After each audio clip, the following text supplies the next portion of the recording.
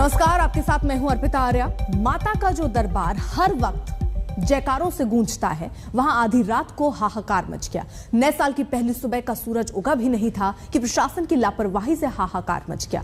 भगदड़ के बाद चीख पुकार मच गई और जब शोर थमा तो कई लोगों की सांसें थम चुकी थी। नए साल के पहले दिन दुखद हादसा।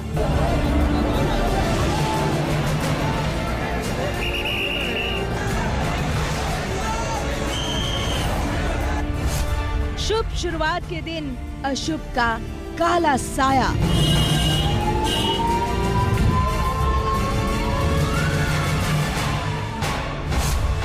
माता वैष्णो देवी में मची मौत की भगदड़।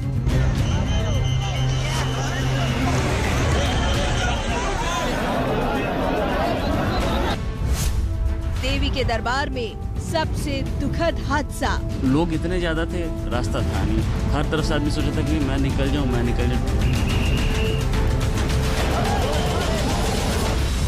आधी रात को पहाड़ों पर मौत का झपटा। मेरे साथ 2 लोग थे, एक की डेथ हो गई है, एक को फ्रैक्चर हुआ है। उनको करीब 1 घंटे बाद जब होश आया है तो उनका फोन लगा है, तो उनको कॉल किया है मैंने, तब उनसे मेरी बात। नाकाफी इंतजामों की कीमत भक्तों ने चुकाई।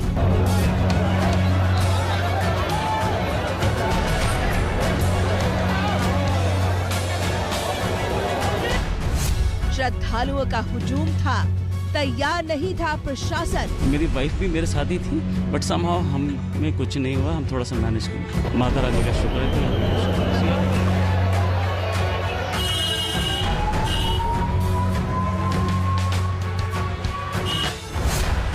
जयकारों के बीच बद इंतजामी से मची जंग।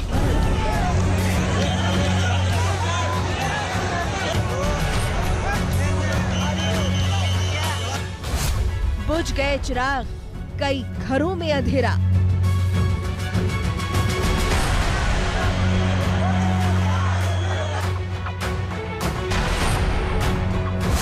आंखें नम कर गया नए साल का पहला दिन।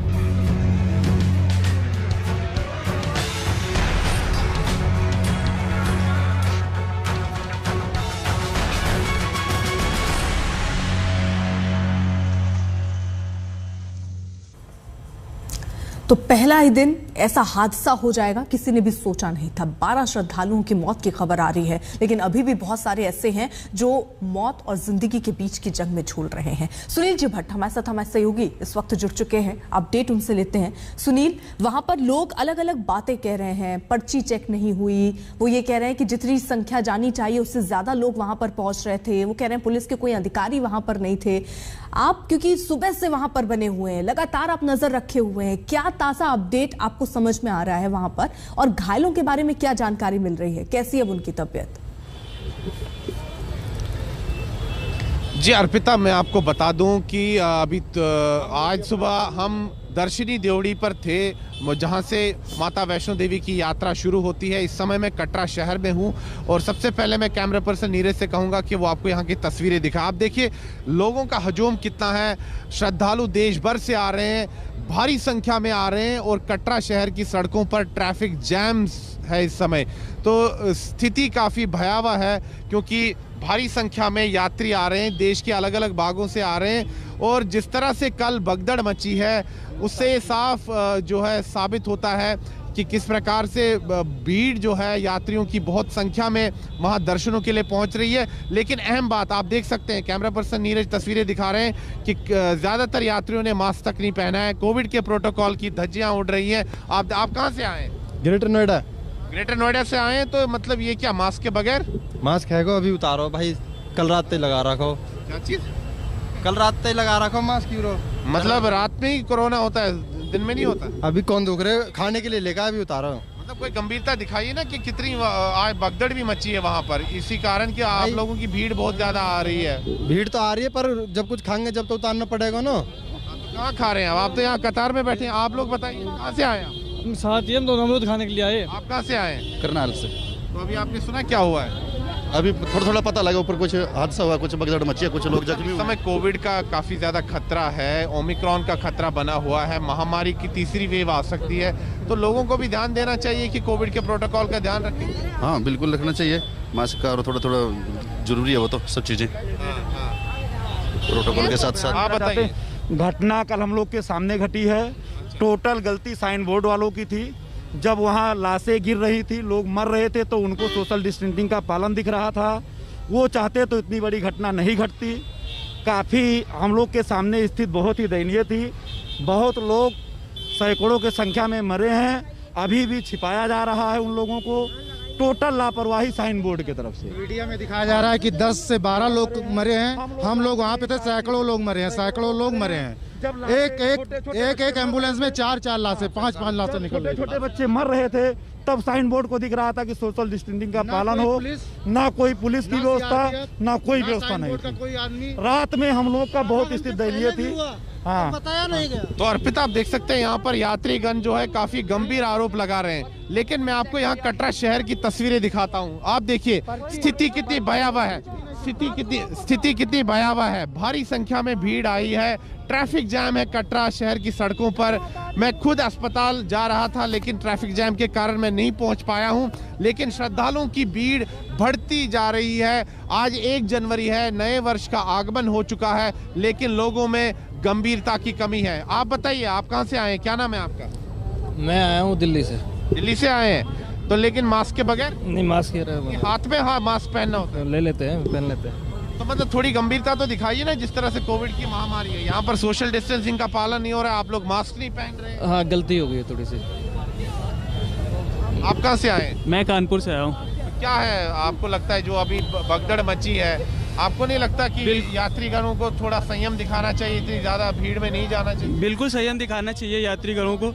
अगर ये क्यू लाइन बनाई गई है तो उस लाइन को फॉलो करना चाहिए, बट कुछ जो न्यू जनरेशन है वो भगदड़ करती है, भागती है। आप बताइए, क्या नाम है आपका? मनोज कुमार नाम है मेरा। कहाँ से आए? दिल्ली से आया हूँ। भाई मतलब मनोज कुमार दिल्ली से आए हैं, लेकिन आप तो मास्क के बगैर हैं। उससे कुछ नहीं होता जी। कुछ नहीं होता है? हाँ जी, ना कुछ नहीं होता है क्या? ठीक है, बहुत बहुत शुक्रिया सुनील तमाम जानकारी के लिए। लेकिन शुक्रवार की रात माता वैष्णो मंदिर भवन के ठीक बाहर भीड़ की वजह से बड़ा हादसा हुआ।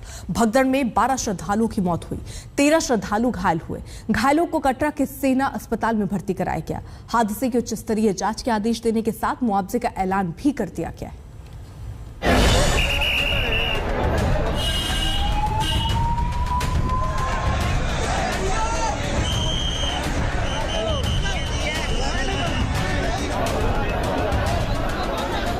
जगह माता वैष्णो देवी मंदिर, गेट नंबर 3।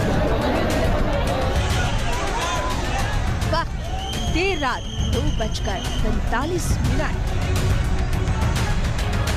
ये तस्वीरें, ये शोरगुल, ये चीख पुकार और इस सब के बीच सुरक्षा कर्मियों की सीटियों की आवाज बता रही है कि यहाँ कोई हादसा हुआ है। हर तरफ भीड़ है, लोगों का हुजूम है, लोग एक दूसरे से सटे हैं।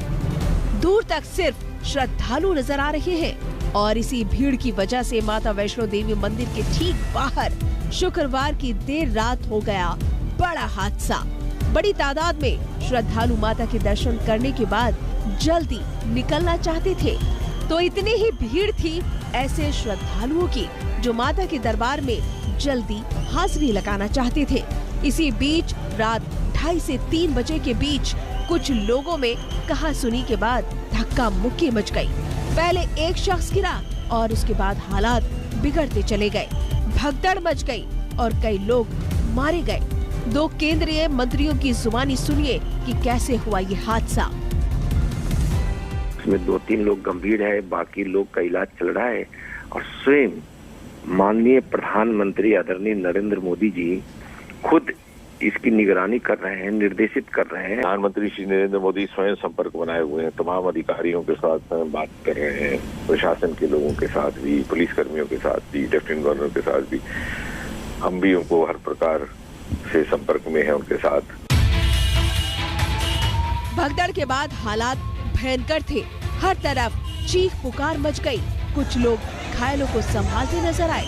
इस बीच कुछ युवक घायल का हार्ट पंप करके जान बचाने की कोशिश करते नजर आए। शुरुआती तौर पर हादसा कैसे हुआ, इसके बारे में पता चला है कि गेट नंबर 3 पर यह हादसा हुआ। किसी ने पीछे से धक्का मारा, एक युवक इससे गिर गया।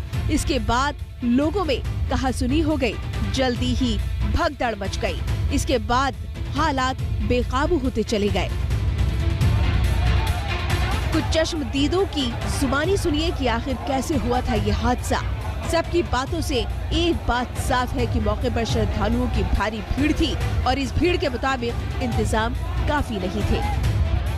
के पास में आपस में भीड़ टकरा गई है, वहाँ पर कुछ भगदड़ की वजह से हो गया। जब ढलान थी, ढलान से धक्का आया, धक्के की वजह से जो श्रद्धालु थे वो नीचे जमीन पे धंस गए। जो 20-25 आदमी थे वो वहीं पे बेहोश हो गए। और मेरी मिसेज ऊपर अभी तक फंसी हुई ना, वो नीचे आई ना, फंसी है अभी। हाँ जी। और इधर से इधर भी ठेला ठेली हो रहे, तो उसके वजह से लोग मतलब आपस में वो हो गए। एक चश्मदीद ने तो ये भी कहा कि कहासुनी के दौरान ही सीआरपीएफ ने लाठी चार्ज शुरू कर दिया था। इसकी वजह से भगदड़ मची और कई लोग मारे गए। भगदड़ के बाद तुरंत बचाव और राहत का काम शुरू कर दिया गया। घायलों को वैष्णो देवी के ही अस्पताल के साथ साथ सेना के बेस अस्पताल कटरा ले जाया गया। कई एम्बुलेंस इस काम के लिए लगाई गई। गनीमत रही कि जल्दी ही हालात को काबू कर लिया गया।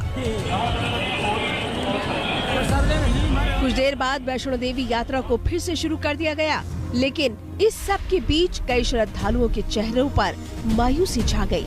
कई घरों के चिराग बुझ गए और मातम पसर गया। 10 लाख के मुआवजे का ऐलान भी हो गया। घायलों के लिए भी मदद की बात की गई, लेकिन सवाल ये है कि नए साल के पहले दिन अगर भारी भीड़ जुटने का अनुमान था तो फिर इंतजाम पूरे क्यों नहीं किए गए? लोगों को किस्मत के सहारे क्यों छोड़ दिया गया? कटरा से सुनील जी भट्ट के साथ ब्यूरो रिपोर्ट आज तक। मां वैष्णो देवी में दर्शन के लिए कटरा से पर्ची जारी होती है, लेकिन भीड़ देखकर लगता है कि कहीं ना कहीं श्राइन बोर्ड या प्रशासन ने गलती की। मौके पर लाखों की भीड़ जमा थी। साल के पहले दिन काफी तादाद में श्रद्धालु जाते हैं। यह हादसा कई सवाल छोड़ गया और नाकाफी इंतजामों की पोल खोल गया। आस्था का सबसे बड़ा केंद्र माता वैष्णो देवी का दरबार, जहां हर रोज हजारों की तादाद में श्रद्धालु जाते हैं, जहां हर वक्त पूरी यात्रा मार्ग पर मां के जयकारे गूंजते रहते हैं। 14 किलोमीटर की ये मुश्किल चढ़ाई आस्था के बूते बड़ी आसानी से पार हो जाती है।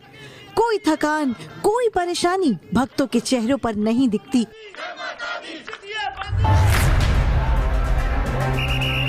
लेकिन शुक्रवार की रात वैष्णो देवी भवन के बाहर अलग ही तस्वीर थी। उत्तर भारत के कई राज्यों से ये भक्त पूरी आस्था और श्रद्धा के साथ माता वैष्णो देवी के दरबार में हाजिरी लगाने आए थे। माँ से ये दुआ मांगने के लिए कि नया साल उनके लिए शुभ हो, शांति मिले, सेहत मिले। लेकिन कुछ ही मिनटों के भीतर कई घर उजड़ गए। प्रशासन के नाकाफी इंतजाम, खास तौर पर भीड़ को मैनेज करने में नाकामी, कई परिवारों को सूना कर गई। ये हादसा कई सवाल छोड़ गया। सबसे बड़ा सवाल तो यही कि आखिर प्रशासन तैयार क्यों नहीं था?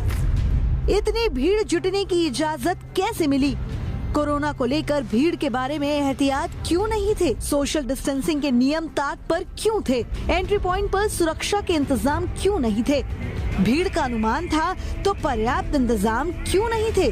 तय तादाद से ज्यादा लोगों को जाने की इजाजत क्यों मिली?